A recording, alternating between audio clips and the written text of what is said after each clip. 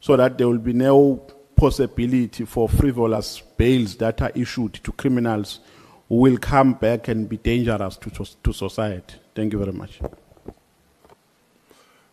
We would term it a prosecutorial directed kind of investigations when they work together. Remember that in this task team initial, honorable member, there were this almost how many, 116 or 126 police with about 8 prosecutors working there.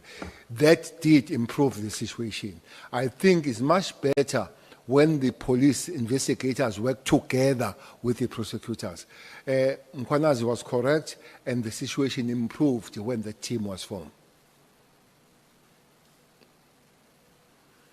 And the other thing you're proposing is that we need to democratize that thing of hiring of DDGs, where a national commissioner just can't appoint a person alone. Perhaps if we open it to a couple of people, depending on what could be the suggestion at a time. The same way Mdlulu was hired, where you've got a couple of ministers sitting together, inclusive of the national commissioner or anything to that effect, where these other people get hired, including provincial commissioners. We don't subject them to one individual. Provincial commissioners or honorable member, they are in the constitution, so they are fine. They are in the constitution. The national commissioner in concurrence with the provincial government, so they agree on that. So again, a minimal play of the minister. They say if they can't agree, the minister comes and mediates. Immediately he mediates. So that will be an issue. So provincial commissioners are catered for. The problem are lieutenants generals who are DDGs. Honorable member, there is a way how DDGs are employed as we speak now. The DDGs, there will be a panel. I think the panel will be, I think DG will be 3 ministers and the DG from the other department. I think there will be 5 in panel, I forget the 5th one. But the DDG, it could be a minister of that department and with the deputies of the department, and is a little bit junior. But it's happening. The call here is that even with the police, it must happen as it happened across the government. You don't need to come with the new methods. Those methods exist. How they exclude police is a problem, because it's only you that you decide that I'm the DTG today. And indeed, you will keep reminding me, but by the way, you are DTG because I like it. So it is a problem. Thank you so much, Chief Whip. No, thanks, Chair. General, there was a long discussion here with Minister Mchuna about the appointment of a Chief of Staff. What has been your own practice in the appointment of your own Chief of Staff? Maybe if you can recall in the police, because that's the recent job you have left.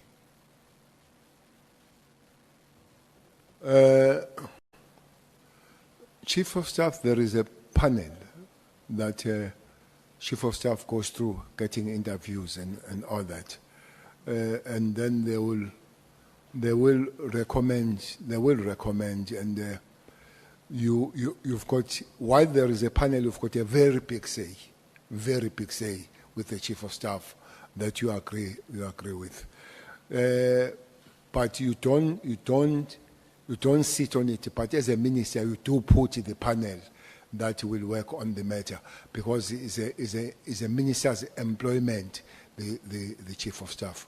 But I can't wake up the next morning and shout that Mbele now is the Chief of Staff.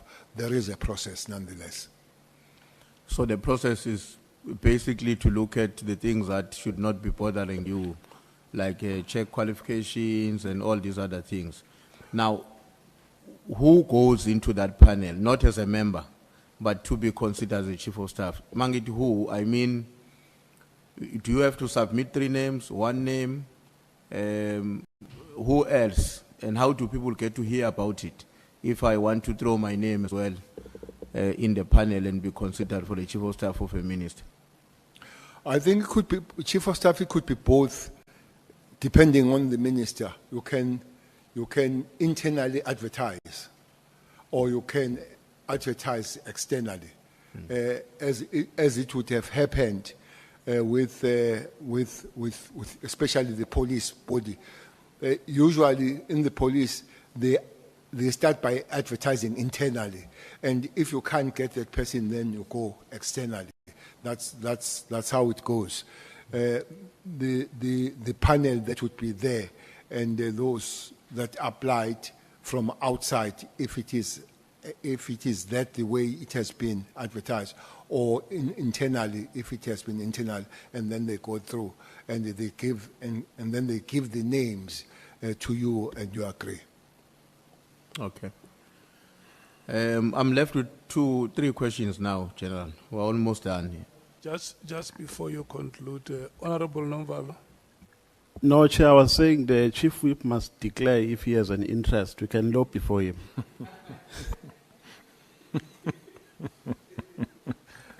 Let's proceed, Chief.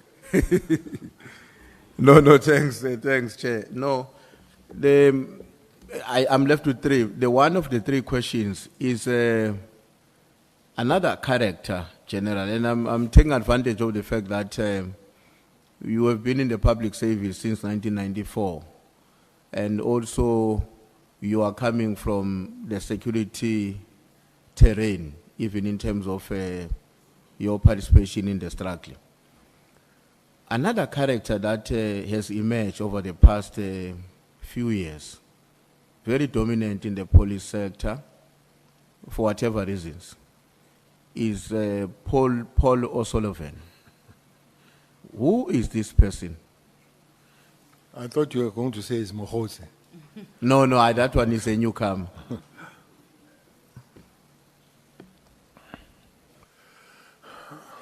Paul Sullivan. I think Paul Sullivan is a British citizen originally.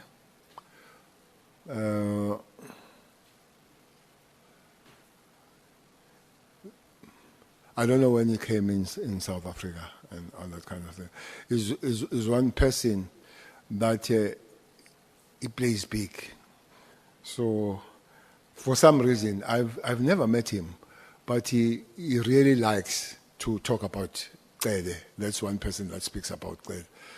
One time was giving the history of Cede, when they were asking where it comes from, what is the history of Cede to be in this line of police. And he said, one time I was a metro police in Durban.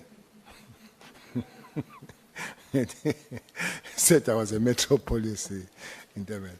The metro police in Durban, their uniform is nice. By the way, they earn more money than the South African Police Service. The chiefs of metros earn more money than the National Commissioner. That's another thing. There's another awkward thing. That is why this city of Cape Town, where Honorable Cameron belongs, they've taken a lot of members of South African police to Metro, because Metro gives better remuneration than the South African police. Maybe those are things that at a certain given point we'll have to really look at them. Sullivan looks like he's like an octopus. I'm sure you know octopus.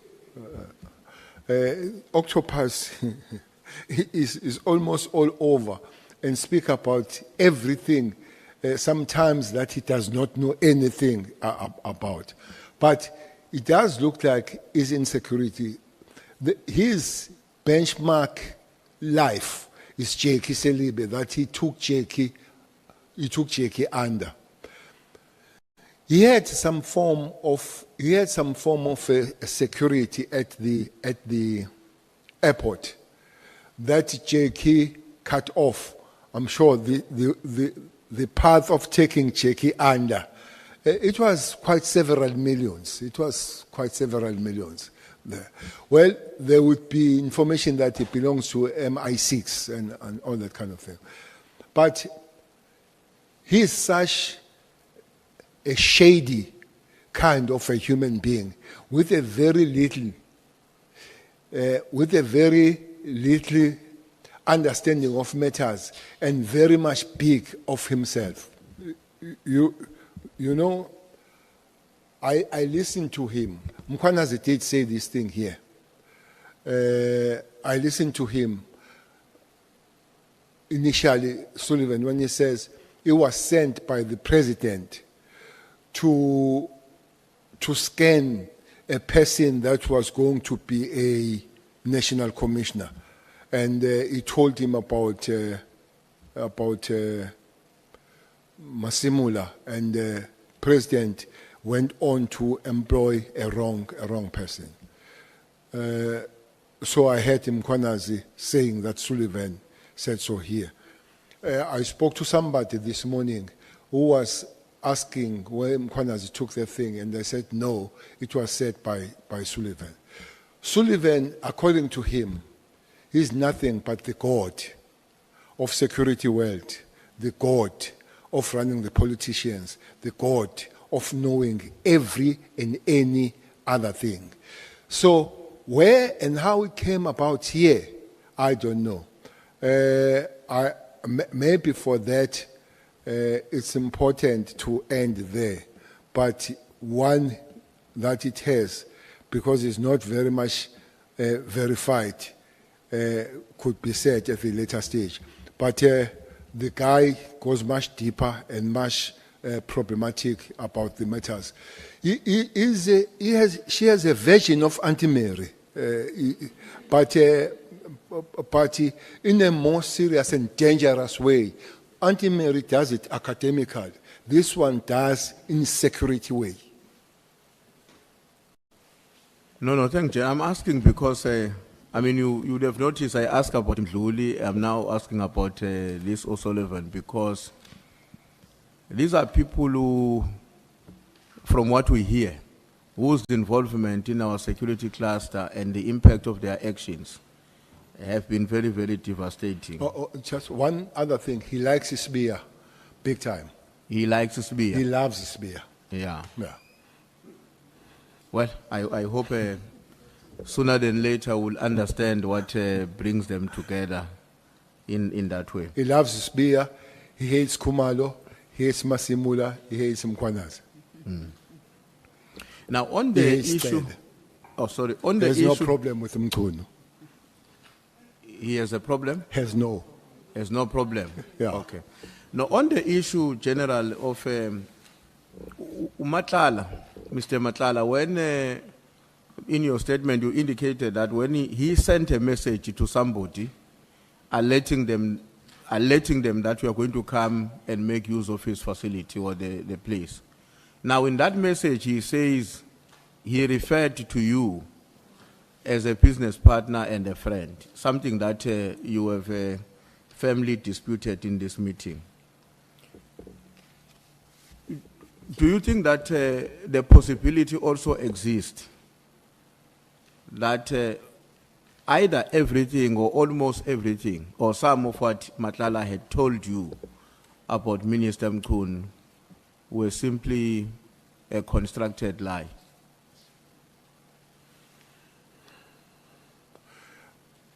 The story told will be forever 50-50 whether truth or lies until it's verified. But my problem here is Matlala says I'll be arrested because of this document. He says, here is a document sent to me by Mkunu/Mogotsi. So that then gives me the understanding that is correspondence. You could go for the investigation and find that he got the document from somewhere. But if it's true that it was sent through Minister Mchunu stroke Mkhotsi, they would have to explain, to say what was the role of that document playing in their correspondence, except saying, look at them. They are not clean as they are. I'm going to find them. No, but I'm saying, I know that honorable member may want to make a follow-up. I'm saying, General, in terms of, this is a man you now have presented evidence before us, that this is a man who lies without being under pressure. Because when he sends a message to the third party, that please arrange for the place because my friend and a business partner is coming, that's lying without pressure. Why is it difficult for you to concede that it may very well be that in some of his assertion to you, he was acting in a way that he subsequently acted to you when he lied about you being a friend and being a business partner? It's exactly the point I'm making, Honorable Member, to say the document that is sent to him, and on those bases, the minister argues or stroke Mkhotsi that the action will be taken, tells me that there is such a communication. That's why I'm saying 50-50, that there are things that could be lies. But when it comes to this one, only one thing that will make me change my mind on this one. If the document was not sent by them, but it's a document that I don't think that Matlala would have an issue of hunting and having that document. It's a document that is in the circle of security matters. Indeed, it might happen that is lying about Cele and Zuma and all that kind of stuff. That is why, when Mr. Mchunu says, let's lie, and that's why I'm saying that, it didn't say who's lying, Mr. Mchunu. It might have been Cele lying, might have been Matlala lying, it might have been him lying, Mr. Mchunu, because he might have said those things. So there is somewhere the truth. But if you say to me, this is not the truth, I would not have an issue to say I agree with it. But when it comes to I'm sure you did see on that one, I'll have a little bit of a problem believing it with ease. Honorable Malim. General, what is interesting is that at the Madlanga Commission, Witness C says when they were raiding Matlala's house, he asked them that the wife must leave because they found him with the wife. The wife must leave, and then he remained with them.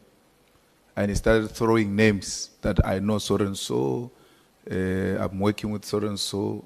And coincidentally, he told them that I've got a relationship with Mchunu and I'm going to see Mchunu. We have got an appointment and all of that, which is what you told us, that is what he told you, that he knows this person and they've got some working arrangement through Mkhotsi and all of that. Will that be a coincidence or a confirmation to an extent that there seems to be something happening between Mchunu and Matlala? And what is more interesting is that he doesn't say anything about you to those police. He doesn't say, I've got this or that with Cele. He says, Mchunu this, Mchunu that. And then he puts Sibia as well in the whole thing, that they work with Sibia and exactly what we've been hearing here. What's your comment about that? Well, this is the 6th. The rate is on the 6th of December. Definitely, it would not come across with me. Much later in December, maybe there is one truthful thing that he would have said. But, Chairperson, I don't want to go beyond honorable member of things from other sources. So, as the honorable member has asked, why I would not concede that he's lying when he says, I'll work with you, provided you don't work with Cele and Zuma on this project. It is online.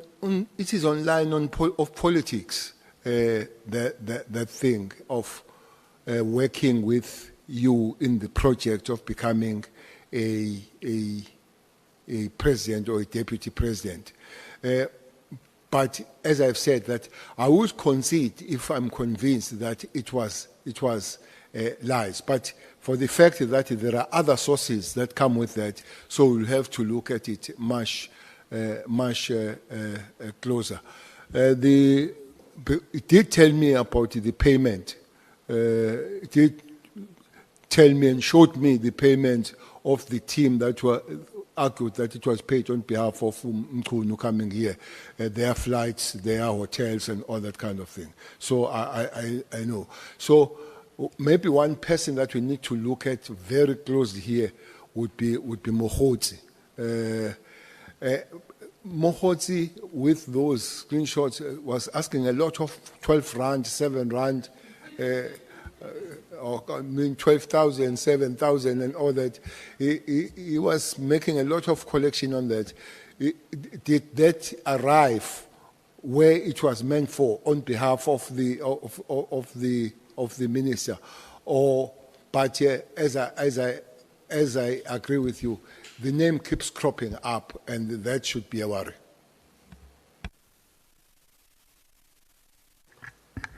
Honorable Sangun.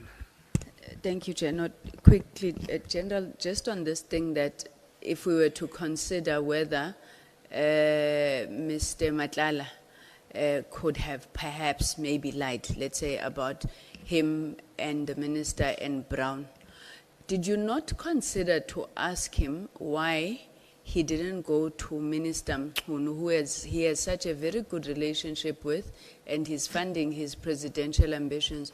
Why didn't he go and report to Minister Mkhunu that Sibiya is making him do what Sibiya asked him to do, to lie?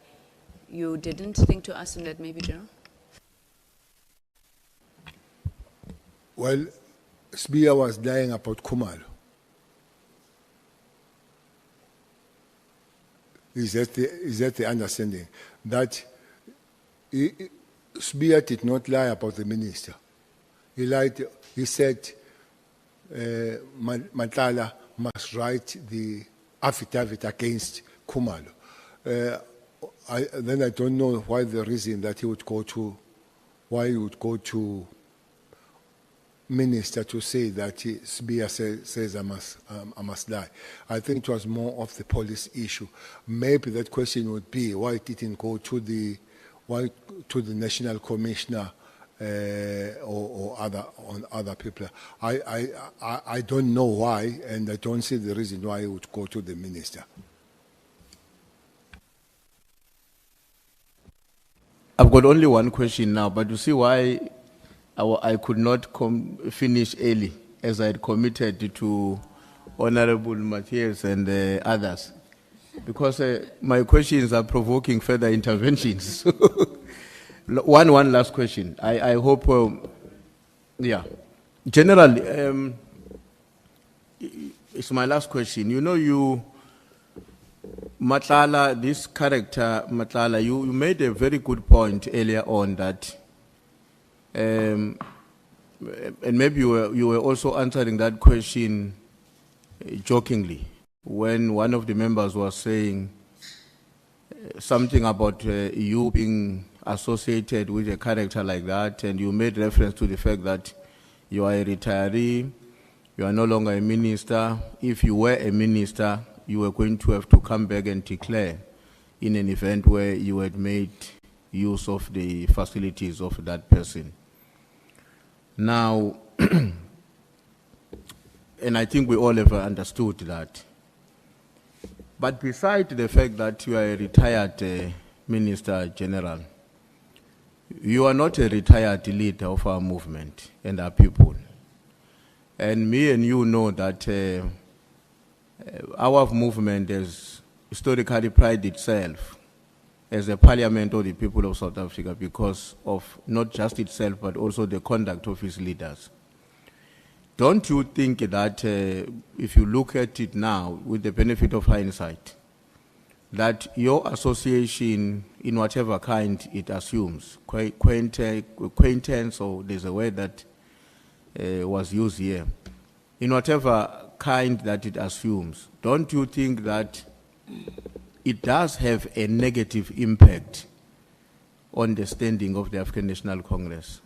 And don't you think in the context like that, you are contributing indirectly in diminishing the standing of the African National Congress by being associated with such characters? Thanks, Chair. That was my last question. Chairperson, when I met Matlala, I was not arrested. I did not even know that he's a wanted for the things that are there. By the way, many of the leaders of Matlala, leaders of the movement, have been seen with Matlala. I hope you have seen his photo with the president. I hope you have. Yeah, it's public. Is there, and I guess many people would not know, and as I would not have known then, but I repeat of what I said. Taking what I know now, I would not behave as I behaved before I know who he is and what kind of a character.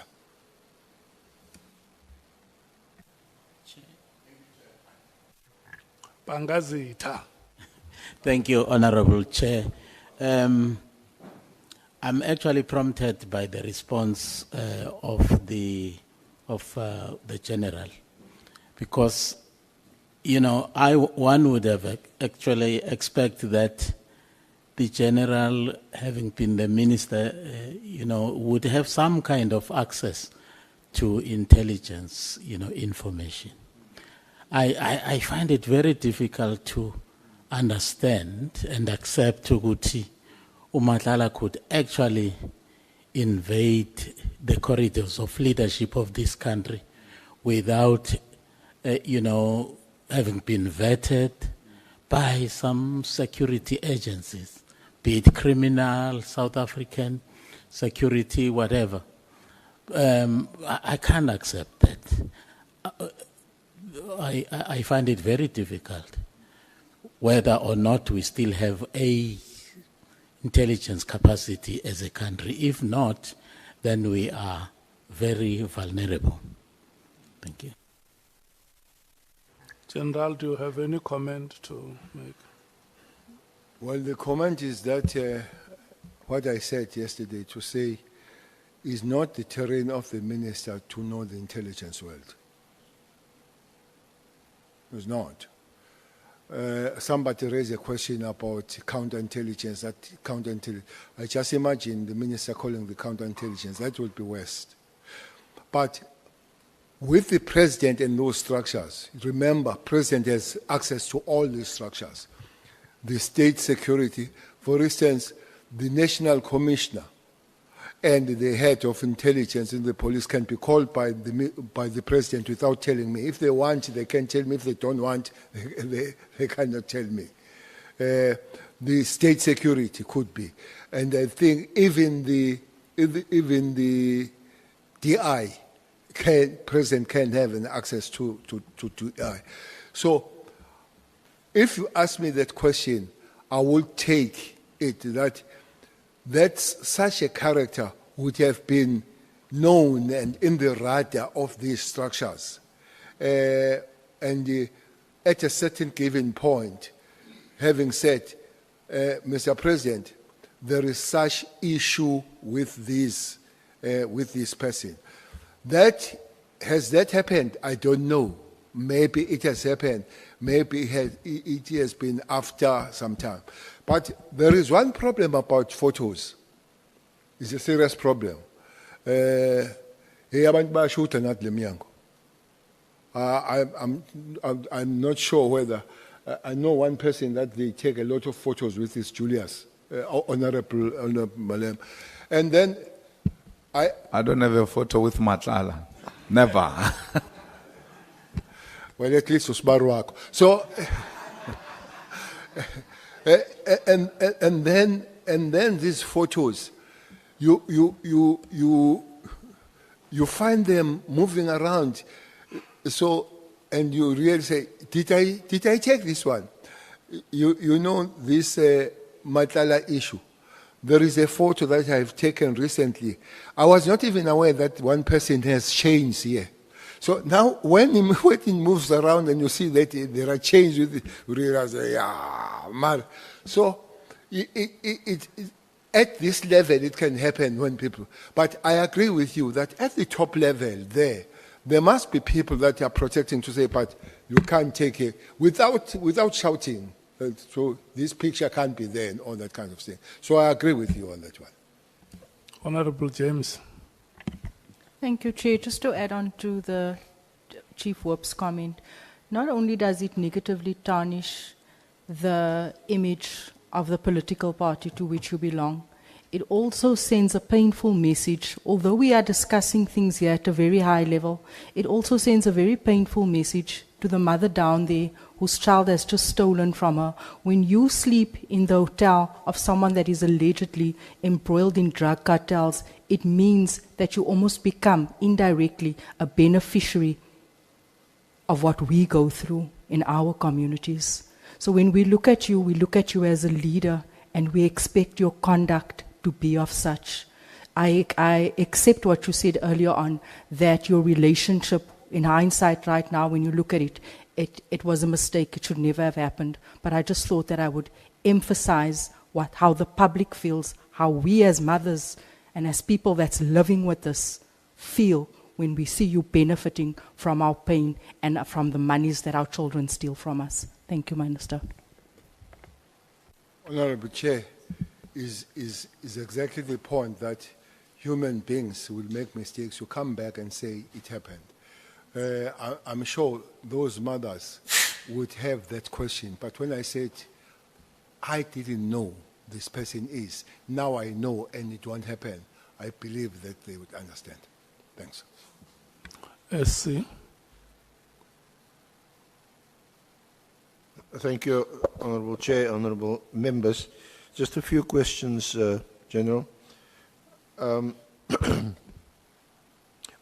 much did you know about Kabindi working for IPID? And would it have been at the time when McBride was the head of IPID? Around 2017? Around 2017, I know that was working for IPID, but I was not in the security establishment in 2017. I was doing one of my top jobs, which was the Deputy Minister of Agriculture. And subsequently, when you became Minister in 2018? I think by then he was not there, either suspended or whatever the issue. But I think he was not working by then. You're talking about in Kabinde, not yes. McBride? Kabinde. Kabinde. And McBride? I'm asking about McBride. No, too. no, I'm asking about Kabinde. Kabinde, do you know that he was, and I speak subject to correction, but I heard that he was also involved or embroiled with some issue with O'Sullivan. Did you hear anything about that or know anything about that? Well, I know that there were issues between them. But mostly the issues I know is that Sullivan worked closely with McBride. Maybe more than Nkabinde. I wouldn't know exactly the involvement of Kabinde, but I know that there was some common touch. So the common touch between O'Sullivan and McBride resulted in Kabinde either being suspended or dismissed or resigning? Well, I don't know the reason of suspension of Kabinde. Now, IPID investigates police misconduct. So that would commence with some complaint about the conduct of a police officer, either a member of the public or a colleague or a whistleblower. Would it be, in your experience, having been minister for so long and obviously interacting, I suppose, with IPID from time to time, that two officers of IPID would go and visit a complainant to discuss the case or maybe take a statement or ask for further information?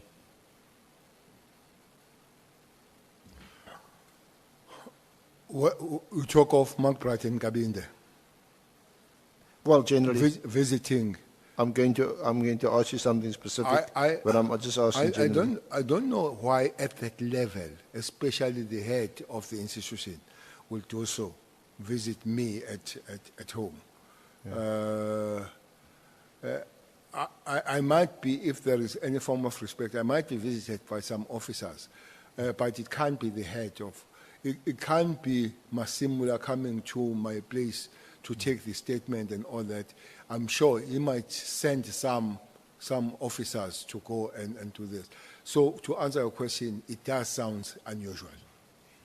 Or does it depend on the profile of the person or some influence that the person might have, either as a high-ranking officer or a high-ranking or well-known politician? Would that Even so, I would not expect the head of the institution to come and visit at that level. That might be the influence, but I think the influence can only say, as a head, I'm sending you, Junior, to go and see this so and so at his place. But the whole head going there and taking somebody going there, it does sound unusual. So just your comment then, because the specific case is in 2017 when a chairperson can't handle this question anyway, it seems. In 2017, McBride and Kabinde visited the home of Minister Mkunu. At the time, he was still unemployed, as it were. Yet you will recall he was a premier, then he was removed, and it was in that period afterwards in 2017 when one of his bodyguards or someone close to him, a protector, was killed, and he then lodged a complaint because he was accused of being involved in it. And then McBride and Kabinde visited his home. I've heard about that visit, but I would just wonder why it would have been the head of the institution and Kabinde and the McBride taking Kabinde going there. I really would formulate no opinion why they would have gone there. And then he appoints a private investigator to become involved, presumably to almost play an oversight role and ensure that the police officers involved do their work. And Kabinde is then sent to see the Hawks because Senzo Mkunu alleged that the Hawks were harassing him. What do you make of all Were that? harassing who? Hawks were harassing who? They allegedly harassing Minister Mkunu. So he sends the PI, private investigator. No, he doesn't send the PI. And Kabinde, after the visit by him and McBride to him, Kabinde goes to the Hawks to speak to the Hawks, and whatever, we don't know what he said to the Hawks or asked the Hawks or told the Hawks. But it is because Minister Mkunu is now complaining that they are harassing him. What's your comment on this kind of conduct or this kind of... What audacity Kabinde had to go to the Hawks and tell them who to work with or not? Yes, no, I think I just want to understand and how that would work when it's the independent complaints arm of the police visiting a complainant, and then from the complainant going to another arm of the police, the Hawks, who are supposed to be independent, and going to speak to them about harassing a complainant to IPID. Kabinde was still in IPID then? Yes. Yeah. Well, I don't know what form that Minister Mkunu then approached the matter. But remember, private citizens of South Africa, they have a right to approach IPID if they feel they are harassed by the police. That will include the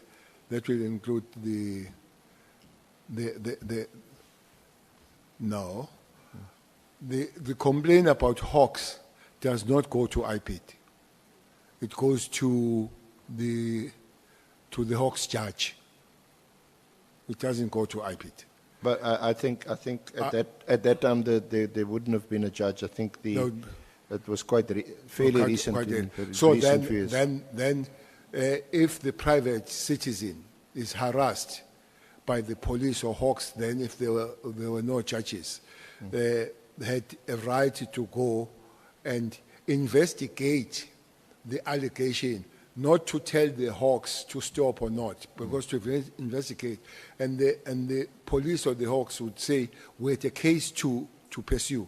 And then it ends there with the IPID must allow the police to continue to do their work. So I don't understand the modules here, why it would happen that way.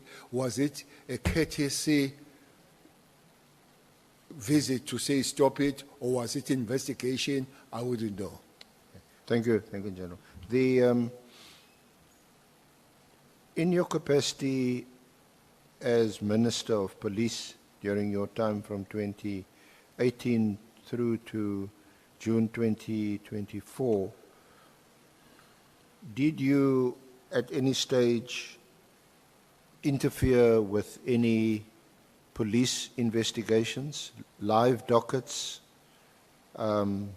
or interact with the National Public Prosecution Service at all in relation to any case? No, I've never been part of dockets of the investigators. Under my job as a National Commissioner and the Minister of Police, dockets don't come close to me. So you don't at all, when you interact with the police, for example, we know that when you were minister, you appear on television regularly at the scene of a crime because of your concern as the Minister of Police, and as you told us in your consultation, you're an elected office bearer, official, and the people, when something happens like the tavern killings, when those youngsters died in the tavern, you go to the scene of the crime because the community are not asking, where's the National Commissioner, where's the Provincial Commissioner? They want to know, where's the Minister? In many times, you will go there because the communities are making that call to say, where is the minister? And the member sitting behind you, Honorable James, will also remember that there were many calls, especially to Westbury, where we'll go and explain. Places like Enyobeni, people will send, will listen to them in the morning as kids have died the last night, where is the minister and all that. I've found out with my work that people don't expect National Commissioner to come and explain as communists. They expect politicians, the minister, to come and explain what has happened. And they'll even further argue to say, you are a public representative. We elected you. We did not elect the commissioner. Their job, commissioners, is to work on the crime scene, arrest and investigate. The job of the politicians is to link up and talk with the people there. Now, the reason why I asked you that is that in many of these scenes, crime scenes that you have visited, surely you would maintain an interest in those cases, like the Saldanha case, the Tavern case in East London. Those cases you would maintain an interest. But would that interest, you'd maintain an interest. But Yes. isn't it so also that from time to time you would have more than an interest in the case?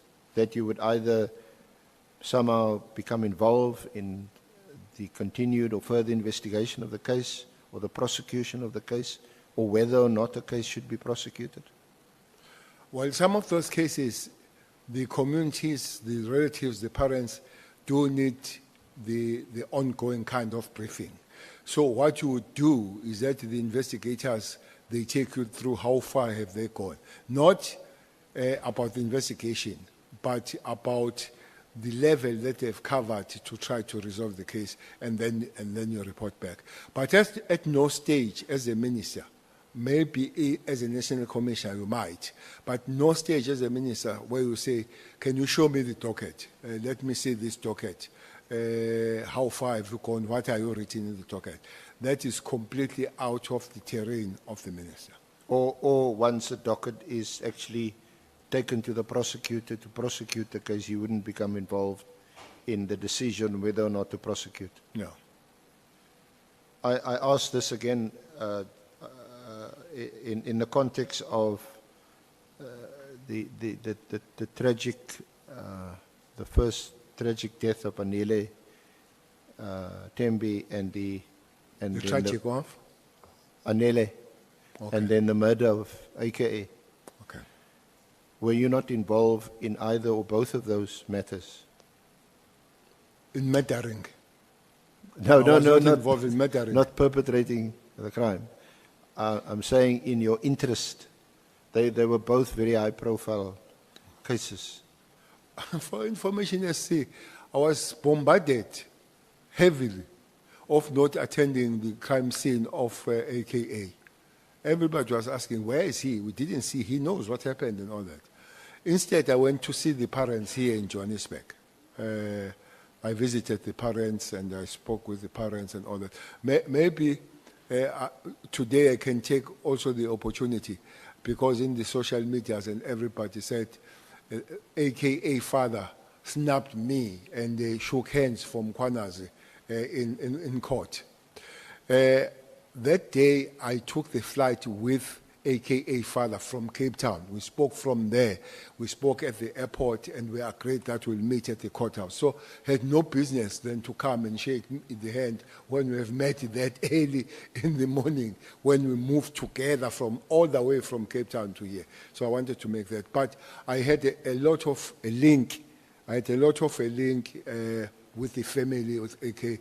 But for that fact that the father would phone and ask, have we found anything? So now and again, I would ask from the provincial commissioner to find out, is there any positive story that we can tell the family? One thing about that case, it was quite a difficult case to investigate. They would tell you things that they are close, but never reach where they were supposed to reach. But nonetheless, you'll be told that we're still working on it so that you are able to let the family know. No, I'm just, but is it your evidence that you never became involved at all in the investigation of the case, the decision to prosecute or not to prosecute? You're not involved at all? Case of AKA? Well, both. I think in the case of Anele, there was, I think there is or was an inquest. Nene. Which other case? Anele, Anele. yeah. Or the daughter? Yeah, I think The daughter of Tembe? yeah. No. I was never involved in a prosecution, in investigation, and with the prosecutor, no. I would have been briefed. No, I just by thought that by those that were involved. Yeah, that while we have the opportunity of having you here to ask, is that I'd been requested to ask about it. As a minister, would you be privy to a work plan that is being, an organizational work plan that's being designed in the South African Police Service? You know that there's an organizational plan that is, I think, every 3 or 4 years, it's revised and so on. And I'm asking that in the context of a work study of 2019, which I actually want to ask you whether you knew about it. It was attached to Sabia's affidavit. And then more recently in Minister Mkunu's affidavit, he attached a 2024 work study, which one can see from the various signatures of some senior officials. You know that sequence until at the end the National Commissioner signs off on it. Whether you were aware of that work study, because he relies on the 2024 work study to demonstrate that the PKTT was going to be disestablished or dismantled. Well, you could be privy, but it depends on the National Commissioner. There is no obligation that they come and show you, but because is organogram of the organization that you finally politically had. The National Commissioner would show that this is what you have, deputy, the units, the divisions, and all that kind of stuff.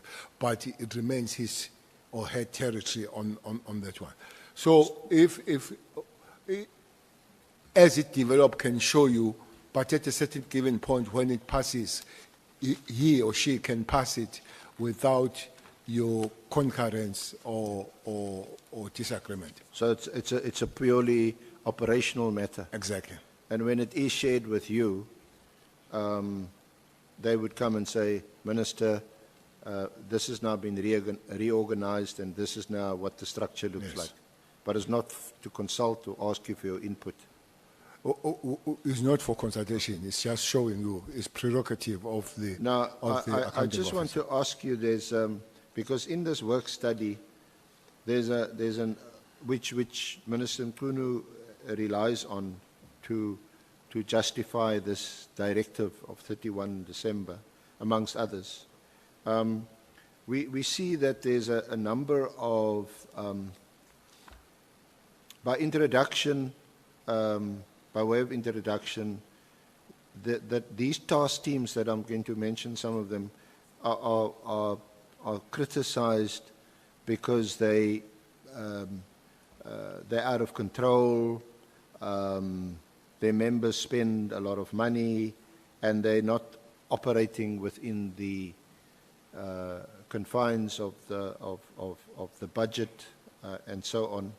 And the teams that are mentioned, the foreign vehicle team, the multiple trio task team, the narcotics team, the kidnap and ransom team, the extortion team, And then there's the PKTT is not specifically mentioned, but there's reference to a political murders team. And there's about 10 or 12 different task teams. Now, this is a document that was signed off actually eventually in 2025 by the National Commissioner.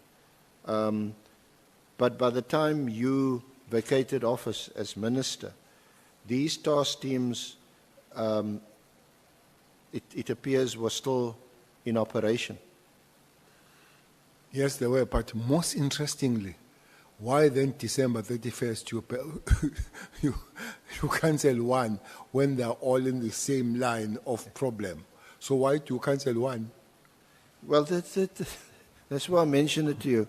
On what basis, without any reasons, do you single out one of these task teams? So there are almost 10 there. Yeah, and I know we're under time pressure, but if you look at the organogram, that's one of the reasons that Minister Nkunu gives, because you won't see them listed in the organogram. But why do you cancel one when there are 10? And to your knowledge, the other 9 or 10 or 12, are they still in operation? To your knowledge? Well, I don't know. I don't know if those task teams are there. But it would have been nice if the 31st letter would have said, deal with all these and count 10. Why one? Yeah. Because it seems to me, that these are dedicated multidisciplinary task teams, for the very reason that that particular area where crime is being committed has been identified for special attention.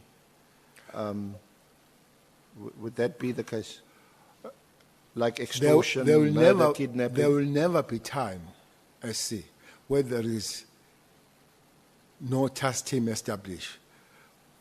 For instance, in South Africa, kidnapping is a new thing. Extortion is a new thing. So you could not have had that thing in the organogram because extortion is very new. It started here in Cape Town a few years ago. Kidnapping, it came from a few years ago and all that. And unfortunately, both of them, they need a lot of skill and dedicated people and machinery. For instance, kidnapping needs a lot of equipment of doing different things on it. And those equipment will take money to be there and all that. They are new things, they are specialized, so they'll have to put money on it. There will be other things some other time that was not part of it that will have to be policed. That is not in the organogram, but we'll have to put them as a task team in response. And then some of them, those task team will have to end because maybe that problem has ended. So it's going to be a running target, this thing of task team, but permanently there as coming and going. But the question for me still stands that if there are these 10 task teams, whether exist or not, why on that particular day cancel one? It seems to me that the National Commissioner, presumably in consultation with his deputy commissioners for the very different sections like policing and so on, can establish a task team at any time for a specific purpose. For instance, extortion and I think those are the youngest. Extortion and the kidnapping team are the youngest to respond to the new crime in the market, because those are two new crimes in the market. Doesn't have to be on the organogram. No. Otherwise, if you wait for organogram, that takes about 3 to 5 years. Yeah. The criminals will be laughing all the way to the bank, waiting for organogram. Yeah. And ask people, why don't you arrest? No, organogram is coming. So although the PKTT was established to serve a particular purpose, it was a task team. This team continued to exist and to be funded from the police budget and according to your evidence, it's still in existence. Well, I don't know if it was funded from the police alone. I don't know if prosecutors that are dedicated, they were paid by the police. I don't know. Maybe justice will help us one day, that those dedicated prosecutors, for instance, they will have to pay extra money for special courts. There will be an extra money for magistrates and prosecutors that go there a little bit out of their work. So I would have loved to know who pays for those. But this money we talk about is paying for one component, and that component is the police. And that is why you had the interministerial committee.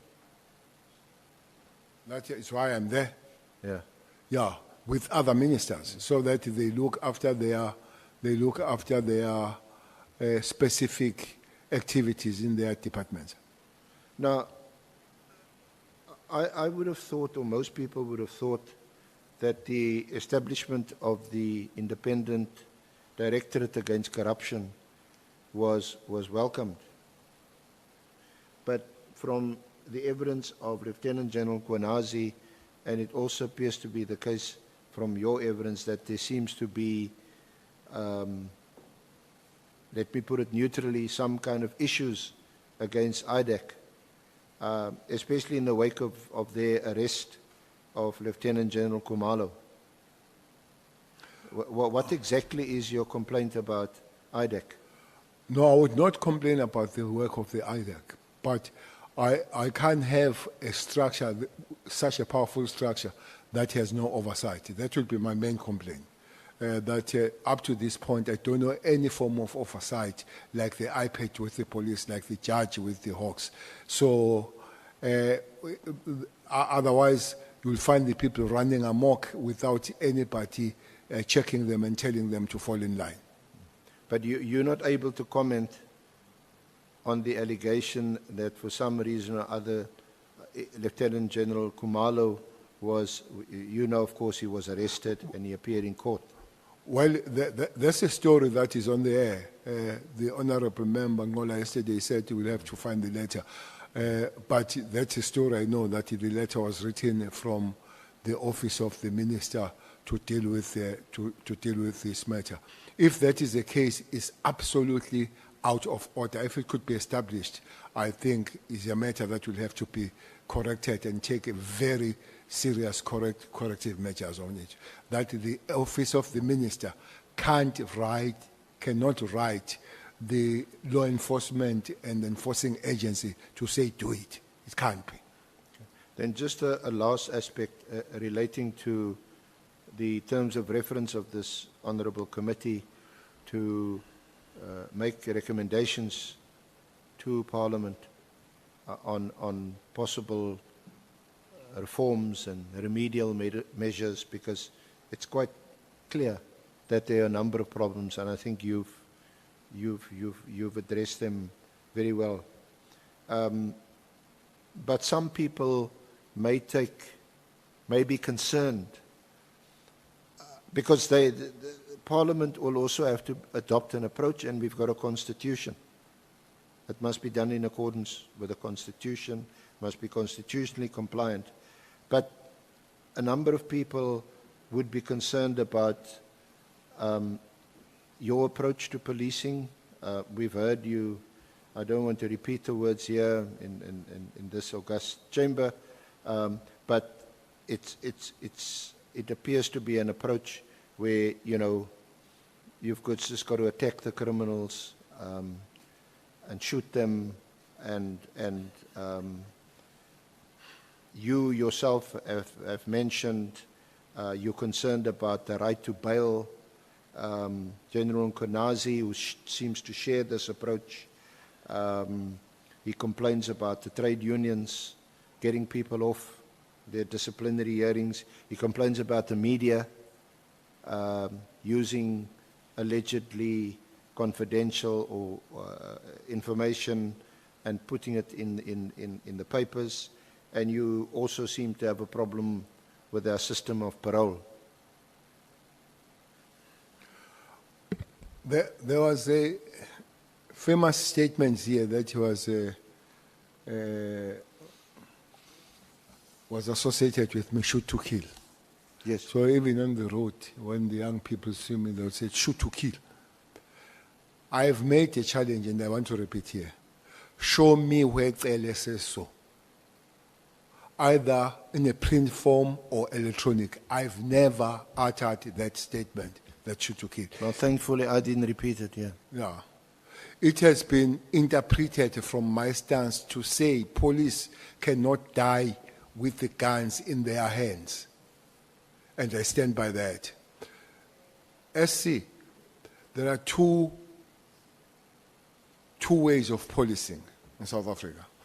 You police the masses that have a right to complain, have a right to march and all that kind of stuff.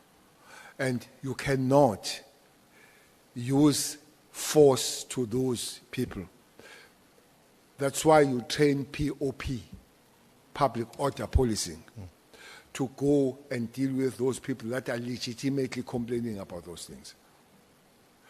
There are those that they plan to eliminate whoever on their way as they go to do their work. Those people like cash in transit. Therefore, that's why you develop your NIU, your TROT, your special task force. So the policing will be forever to approach what is a danger in front of you is an ordinary South Africans demanding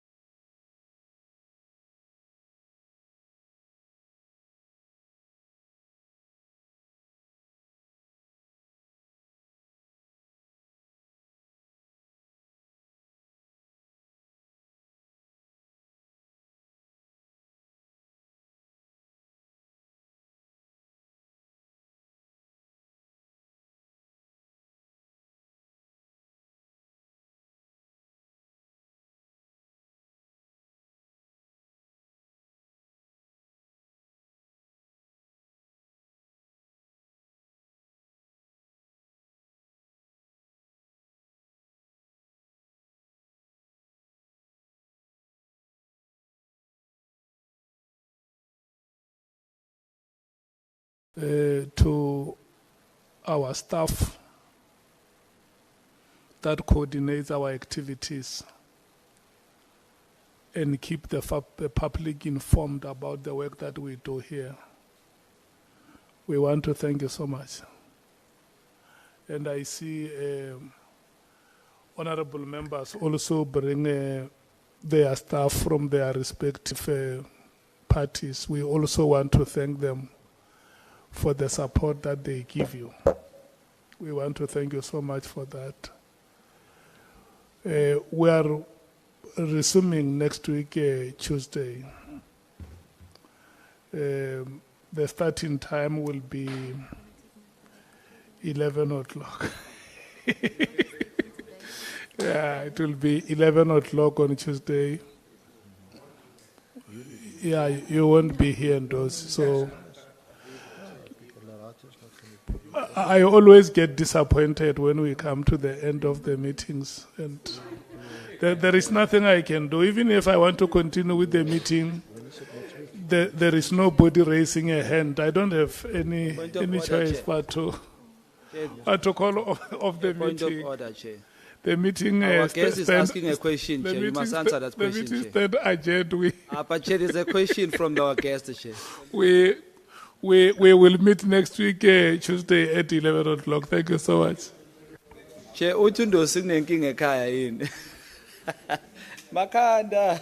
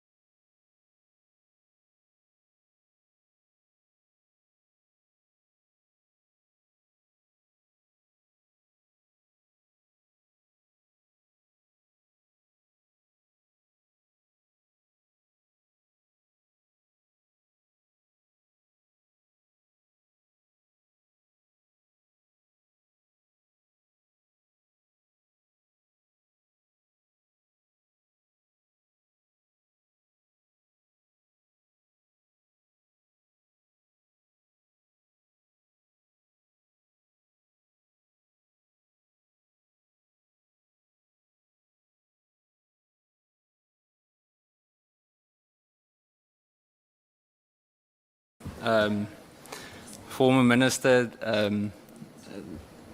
I heard you said, can you be released? But no one's told anyone to shut up tonight. So we're all in good company. No, Mr. Tele, thank you for your patience today. I was saying to one of the journalists outside that from almost all the people that have spoken tonight or throughout this ad hoc committee, you've been very forthcoming with answers. There was no shying away from things. So I must applaud you for that. I have a few questions of clarity in between, but here and there are some new ones that will also come in. The first one that I would like to ask you is that in your statement, you characterize most of the allegations that have been made against you as being politically motivated. It feels to be a standard defense whenever allegations involve your conduct, and I don't say that in a sarcastic way. Everyone is welcome. I don't say that in a sarcastic way, but it does seem throughout this ad hoc committee process that every time we question someone's conduct, it's either because of some kind of a political motive or it's some kind of a vendetta. You refer to yourself as proud of your legacy in SAPS, but respectfully, you were dismissed for misconduct by the president. So I want to ask with my first question, how do you reconcile that pride with being fired for maladministration?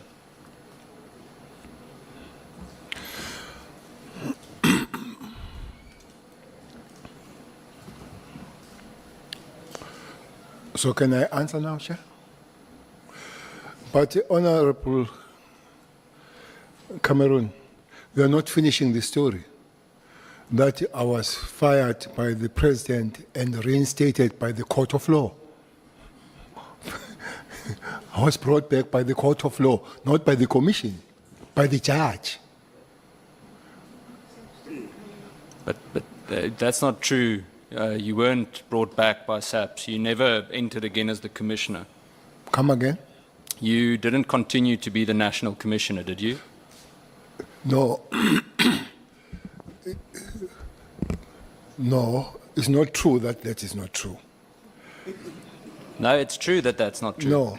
How can... I was a minister when the court decided. I was a minister when court decided, so I could not go to be the national commissioner. I would have loved to. It's more nicer to be national commissioner than the minister. The national commissioners have more powers, by the way, than the ministers. So I would. But by then, the other thing that I have agreed to do is that because I'm working, there should be no reinstatement as a national commissioner. Now I'm a minister.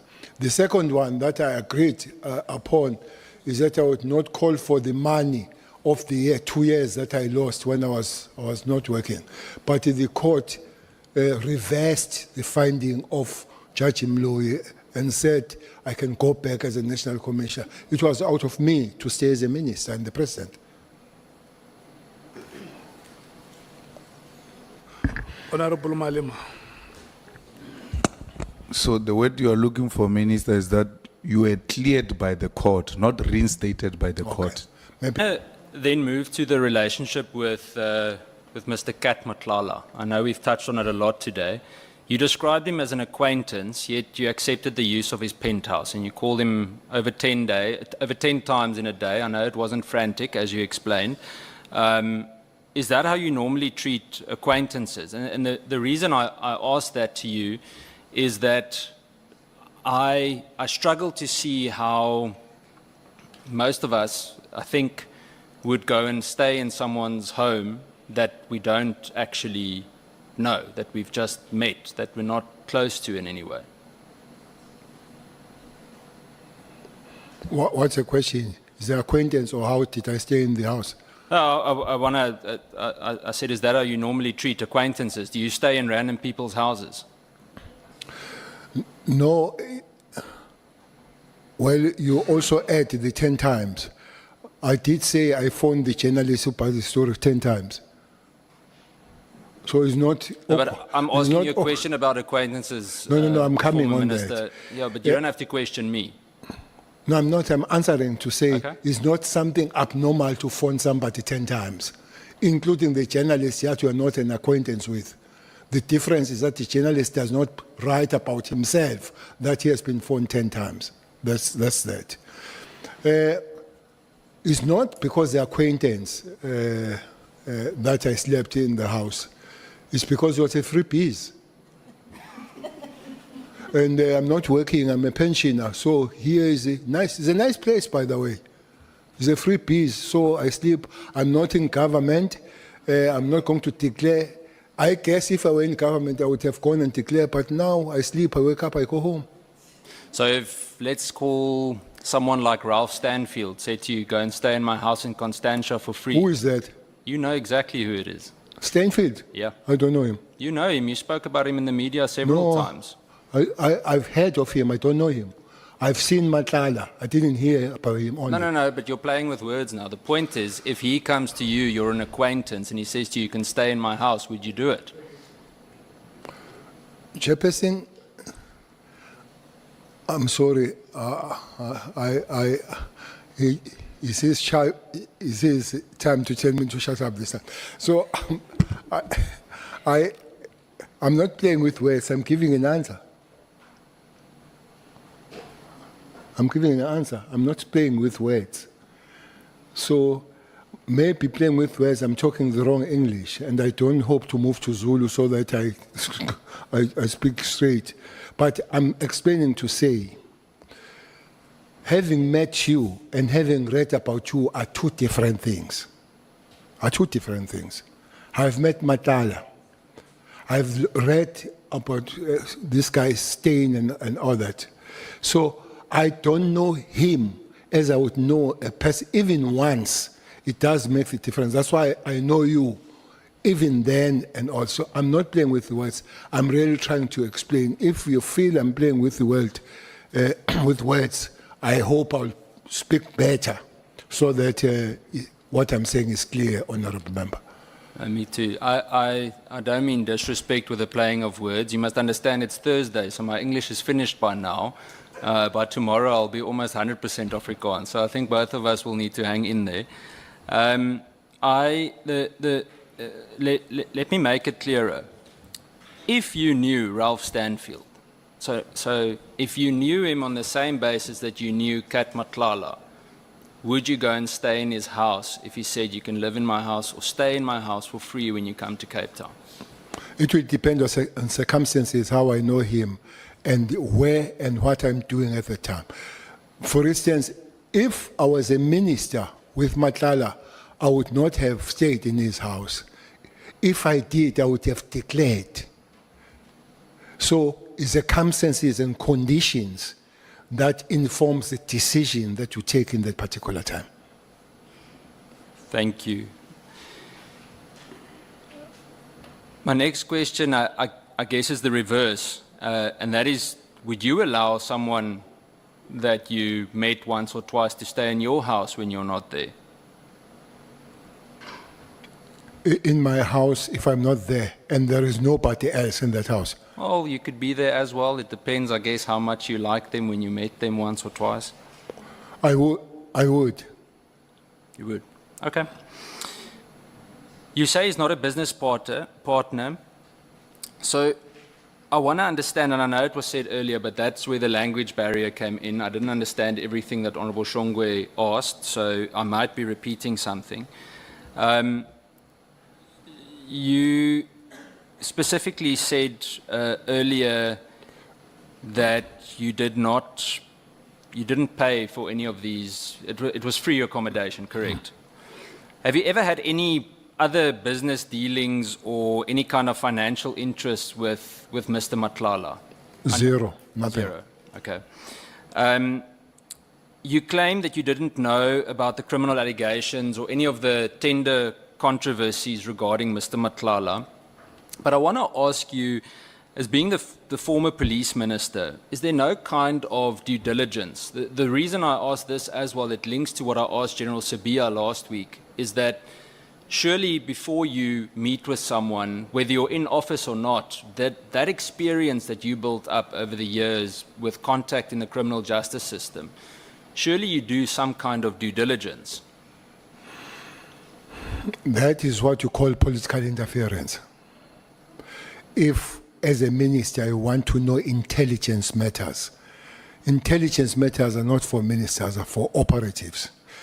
Because intelligence run programs. They might be running a program about you as a minister. So we have no business. It's a clear operational matter.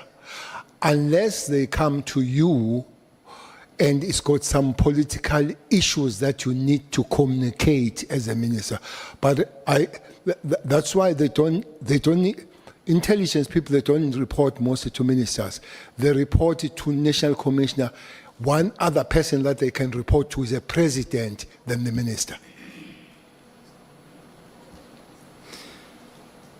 So I want to understand this because from my point of view, by that time, if we look at specifically at Kat Matlala, I mean, it's not political interference to use Google.